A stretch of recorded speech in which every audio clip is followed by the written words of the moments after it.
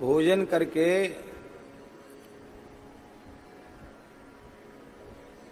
16 कुल्ला करना चाहिए। कितने कुल्ला? गिनती करके 16 कुल्ला। दंत धावन के पश्चात 12 कुल्लों की विधि है, गंडूस की विधि है। शौच के पश्चात 8 गंडूस की विधि है, कुल्ला की विधि है। और लवशंका के पश्चात 4 कुल्ला की विधि है, किंतु भोजन के बाद 16 कुल्ले की विधि है। भोजनांते षोडश गंडूस विधि। अन्न का कोई कण भीतर न रह जाए, ये उच्छिष्ट माना जाएगा। और 16 कुल्ला करके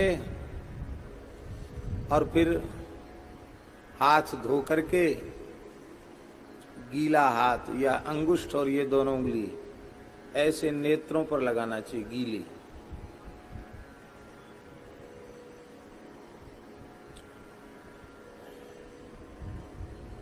और उच्चारण करना चाहिए धन्वंतरे नमः, अशुभ्याम नमः, सुकन्यायै नमः, ये कहना चाहिए।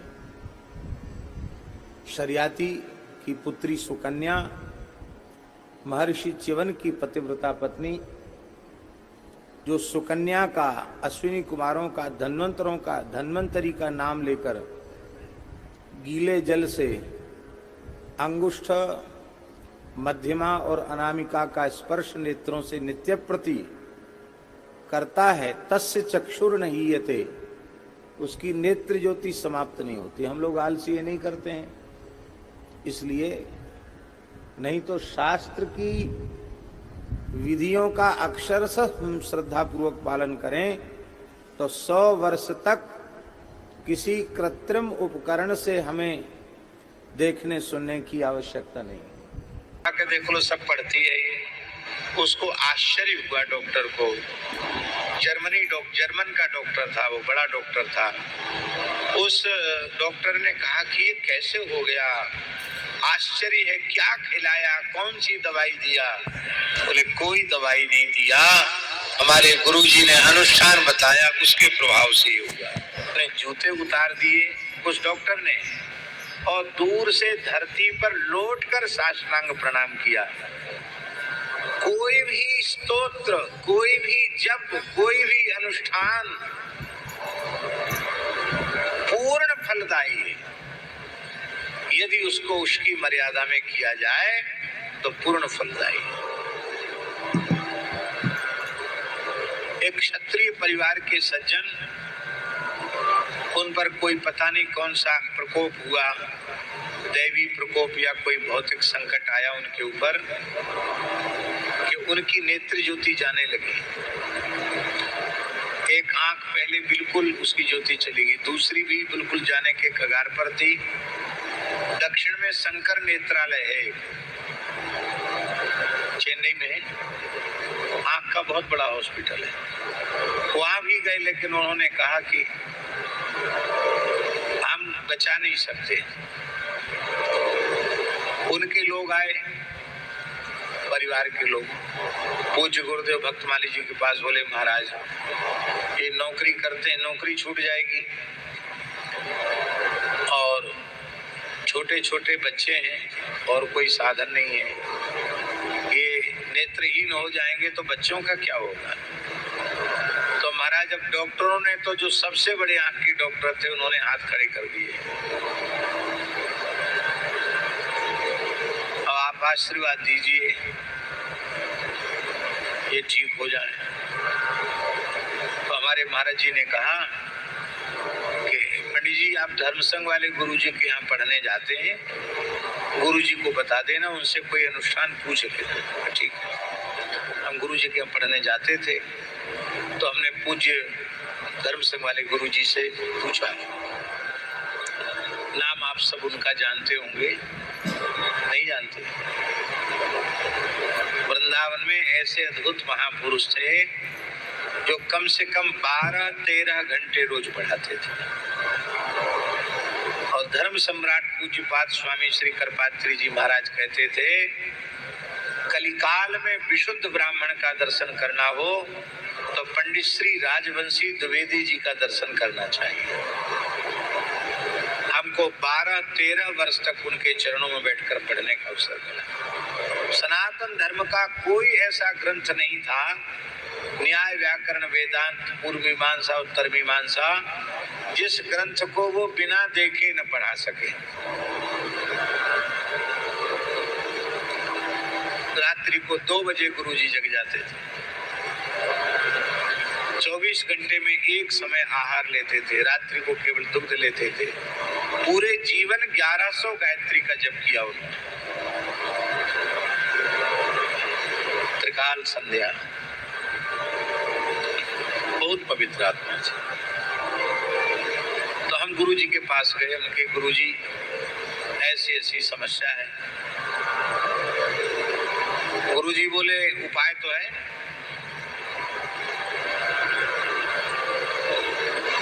लेकिन वह तब होगा जब आप करोगे,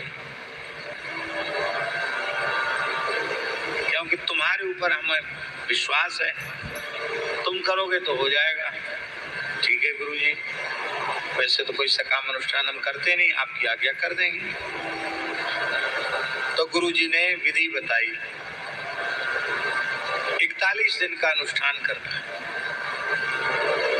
पंचांग देख करके मुहूर्त बता दिया और गाय के गोबर से थोड़ा स्थल लीप करके उसमें ताम्रपात्र रख करके षटकोण लग करके उसमें प्रणव या ह्रीम जो सूर्य का बीज है वो अंकित करके फिर उनका सूर्य भगवान का उसी में पूजन करना और खड़े होकर 12 पाठ आदित्य हृदय स्तोत्र के करना, प्रातः 12 मध्याह्न 12 सायं, और उतने ही संख्या में चाक्षुषी विद्या के पाठ करना। यही अनुष्ठान।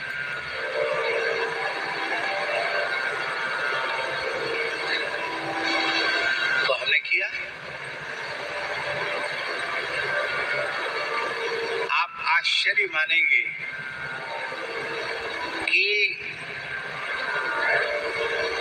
जिस आंख में बिल्कुल ज्योति चली गई थी उस आंख में भी नृत्य ज्योति आ गई, जिसको डॉक्टर कहते थे भाग नहीं सकती है, और जो बिल्कुल नष्ट होने के कगार पर थी, फुली आ गई थी, वो अपने आप धीरे धीरे ठीक हो गई।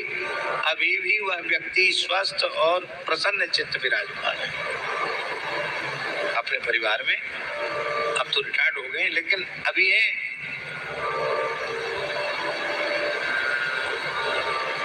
तो गुरुजी ने सुनाया कि ये अनुष्ठान हमारे गुरुजी महाशय जी के द्वारा बताया हुआ है।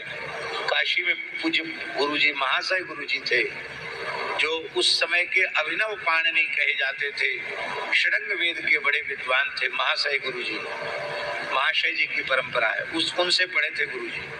बोले उनकी एक छोटी बिटिया थी, उसकी आंख की ज्योति चली गई, दोनों ज्योति, आंख बिल्कुल अंधी हो गई। इतनी अंधी हो गई कि उसको लाइट जले तो भी पता न चले, सूर्योदय हो तो भी पता न चले। अंग्रेजी जमाना था, तो अंग्रेज डॉक्टर के पास ले जाना पड़ा उसको। यद्यपि महाशय जी बहुत सोचाचार वाले थे, मिलेच्छी की छाया न पड़े, इस प्रकार के थे वो, लेकिन बिटिया थी, उसको ले जाना पड़ा। अंग्रेज डॉक्टर था, उसने चेकअप किया और उसने कहा इसकी आंख समाप्त हो गई, अब इसको लाना बेकार है। हाँ, इसकी पीड़ा कम हो जाए इसके लिए दवाई दी जा सकती है, बाकी अब आंख की ज्योति फिर से आने वाली नहीं, ये खत्म हुई इसकी आंख। तो वहां से लौट के आए तो सब लोग घर में रो रहे थे। तो महाशय गुरुजी ने कहा क्यों रो रहे हो? बोले डॉक्टर ने कह दिया बंदी हो गई, अब इसकी आंख नहीं आएगी। तो महाशय जी बोले डॉक्टरों पर विश्वास है, दवाओं पर विश्वास है, धर्म शास्त्र पर विश्वास नहीं हो तो क्या होगा? नेत्र के अधिष्ठात्र देवता भगवान सूर्य हैं। यदि सूर्योपासना ठीक से की जाए तो इसकी नेत्र ज्योति आ जाएगी। पर कोई करे बहुत निष्ठापूर्वक तो आ जाएगी। तो गुरुजी कहते थे, हम विद्यार्थी थे गुरुजी के, हमने कहा गुरुजी हमारी बहन है, आपकी पुत्री मेरी बहन है, हम करेंगे अपनी बहन के लिए, आप जैसे कहोगे कठोर से कठोर अनुष्ठान हम करेंगे। तो यही अनुष्ठान महाशय जी ने 41 दिन का बताया और बोले हम 22वां दिन चल रहा था कि वो बहन जो गुरुजी की बिटिया थी उसको प्यार में बिन्नी कहते थे, बिन्नी। तो बिन्नी खटिया पर बैठी थी तो उसने कहा गुरुजी से, धर्म सिंह वाले गुरुजी से, भैया क्या सूर्योदय हो गया है? उनको लगा कि इसको तो पता ही नहीं चलता था कि सूर्योदय हुआ कि सूर्यास्त, इसको कैसे पता चला? तुमको दिख रहा है? बोले हाँ सूर्योदय हो गया, दिख रहा है। तो बोले ये क्या है? तो कहा आपका दाहिने हाथ का पंजा है। अच्छा ये क्या है? बोले अंगुष्ठ है। ये क्या है? बोले ये तर्जनी है। ये क्या? बोले मध्यमा है। ये क्या है? बोले अनामिका है। ये क्या है? कनिष्ठिका है। तो बढ़िया दिख रहा है इसको। तो गुरुजी से कहा, महाशय गुरुजी से, बिन्नी को तो दिखने लग गया। बोले किसी के सामने इसका प्रकाश मत करना है, 41 दिन पूर्ण होने दो।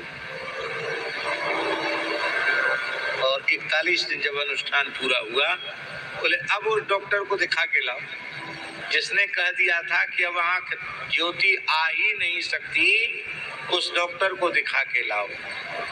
तो डॉक्टर देखते ही चिल्ला पड़ा, अरे इसको क्यों लाए हो, इसकी आंख तो अब ज्योति आएगी नहीं, और इसको पढ़वा के देख लो सब पढ़ती है ये। उसको आश्चर्य हुआ डॉक्टर को। जर्मन का डॉक्टर था, वो बड़ा डॉक्टर था।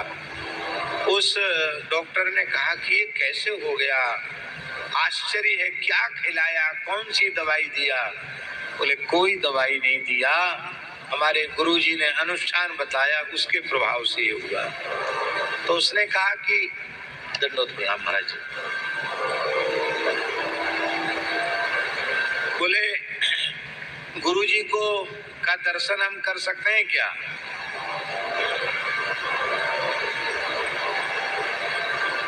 तो बोले गुरुजी से पूछना पड़ेगा,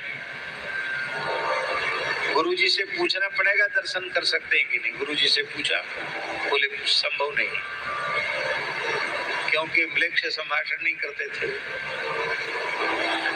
बोले हम दशाश्वमेध पर स्नान करके सवेरे आते हों, संध्योपासन करके, तो उस डॉक्टर को बोल देना दूर से दर्शन कर सकता है, हम उसकी तरफ देखेंगे नहीं, उससे बातचीत नहीं करेंगे।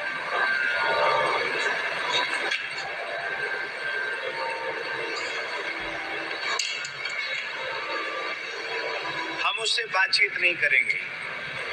तो गुरुजी कहते थे, धर्म संघ वाले गुरुजी की ठंडियों का समय था और वो जर्मनी डॉक्टर गुरुजी स्नान संध्योपासन करके आए, भोर में कोहरा पड़ रहा था और वो आया, उसने जैसे ही महाशय जी को आते हुए देखा तो अपना हेड उतार दिया, अपने जूते उतार दिए उस डॉक्टर ने, और दूर से धरती पर लौट कर साष्टांग प्रणाम किया और गुरुजी उसकी तरफ बिना देखे आगे बढ़ गए।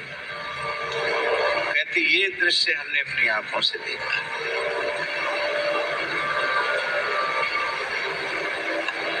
उस समय रामानुज संप्रदाय के एक बहुत बड़े विद्वान थे श्री देवनायकाचार्य जी, जो पूज्य धर्म सम्राट स्वामी करपात्री जी के दक्षिण बाहु माने जाते थे। वो महाशय जी के ही शिष्य थे, उन्हीं से पढ़े थे, महाशय जी के शिष्य।